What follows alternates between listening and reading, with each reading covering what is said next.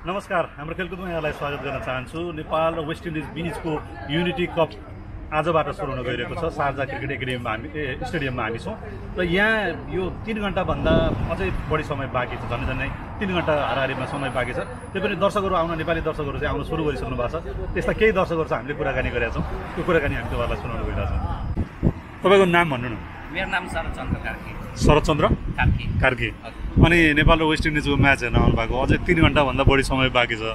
यदि चाँडै आउनुभयो त फेरि? हजुर, हामी चाहिँ यो गेम हेर्नको लागि एकदम एक्साइटेड भएर अब के होइन, क्राउड हुन्छ, भरे टाइममा छिर्न नपाइएला, त्यो हुनाले आफ्नो सिट सेक्युर गर्नको लागि चाहिँ टाइमभन्दा अलिकति चाँडो नै आयो। तपाईँले कहिले थाहा पाउनुभयो नेपाल र वेस्ट इन्डिजको म्याच हुँदैछ भन्ने चाहिँ? लगभग हामीले 2 हप्ताभन्दा बढी भयो, तर आजको दिनको लागि चाहिँ एकदम पर्खाइमा थियौँ। त्यो हुनाले निर्धारित समयभन्दा हामी अलिक अगाडि नै आयौँ।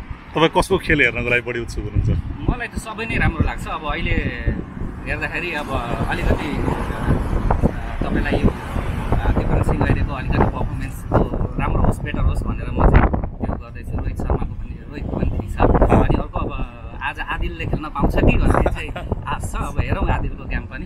तपाईँको घर चाहिँ नेपालमा कहाँ? मेरो इटली। इटली हो। कति भयो यहाँ आउनुभयो? यहाँ म 7 वर्षपछि। 7 वर्ष भयो है। ल हुन्छ, हस्, थ्याङ्क यू।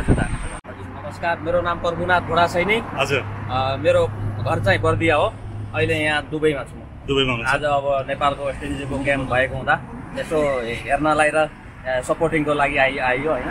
हेरौँ अब कस्तो खेल हुन्छ, भित्र गएपछि थाहा हुने हो। नमस्कार, मेरो नाम लोकेन्द्र रावत। म चाहिँ सुदूरपश्चिम असम जिल्लादेखि अनि यता आलेनबाट। मेरो नाम केशप्रसाद बस्याल। म स्याङ्जाबाट यहाँ 8-9 सालदेखि अब विदेशी रोजगारको लागि घुम्न छु। अब आजको म्याच एकदम इन्ट्रेस्टिङ हुनेछ। युनिटी कप अब वेस्ट इन्डिज गर्छ नेपाली पहिलोचोटि। अब यसको लागि अब यहाँ दर्शकहरू पनि धेरै आउनु भएको छ। धेरै खुसी लागेको छ। हामीले विदेशी भूमिमा भएर पनि नेपालको म्याच हेर्न पाउने एउटै गर्वको कुरो हो। त्यसले गर्दाखेरि आजको म्याच राम्रो होला भन्ने आशा पनि छ। अब सबैलाई अब जय नेपाल। नमस्कार, मनोज गिरी मेरो नाम चाहिँ। म चाहिँ 12 जिल्ला।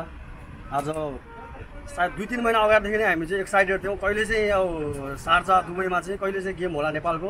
र हामी चाहिँ अब यहाँ यसै पनि नेपालीहरू धेरै छन् होइन। हामी पहिला पनि दुबईमा हुँदा नि हामी जहिले पनि दुबईमा हुँदा नि हामी गएर हेरिरहन्थ्यौँ। आज चाहिँ नेपालमा बस्ने सबैजना दर्शकहरूलाई भन्न चाहन्छौँ कि आज हाम्रो प्लेयरलाई हामीले फुल सपोर्ट गरेर म्याच जिताउनेछौँ।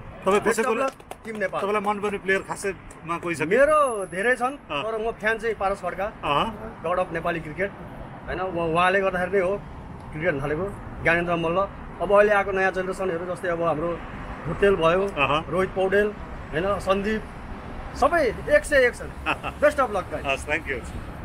नमस्कार, मेरो नाम हेमन्त परिया, र चाहिँ मोहन। अहिले आज यहाँ दुबईमा काम गरिराखेको छु। नेपाललाई सपोर्ट गर्न आएको। नमस्कार, मेरो नाम बेलबहादुर दलाई मगर। अब यहाँ क्रिकेट हेर्न आएको शारजामा। घर चाहिँ कहाँ भन्नुभयो तपाईँको? मेरो नवलपुर। नवलपुर। हजुर। कति भयो यहाँ बस्नु भयो? बसेको 2 वर्ष हुन लाग्यो। 2 वर्ष हुन लाग्यो। अनि यो म्याच कहिले मतलब हुँदैछ भने कहिले थाहा पाउनु भयो? योभन्दा 5-6 महिना थाहा भएको। अब पहिलेदेखि प्लान बसेको। अब आज भयो अनि हेर्न बिदा मिलाएर अनि आउनुभयो? म चाहिँ स्पेसली क्रिकेटको लागि मात्रै आएको। कहाँदेखि? काठमाडौँबाट। काठमाडौँ आउनुभएको? कहिले आउनुभयो? 2 दिन भयो। ए हो र? म्याच हेर्नको लागि? यो पुरै 3वटै म्याच हेर्नुहुन्छ? अनि त्यसपछि दसैँ मनाउनु घर फर्किने? कहाँ तपाईँको घर चाहिँ? मेरो घर पाल्पा। पाल्पा। ए म क्रिकेटको त्यो लाइभ पनि गर्थेँ कान्तिपुरमा। हामी लाइभ ए हो। त्यही भएर मैले उहाँलाई भनेको थिएँ। ए हुन्छ।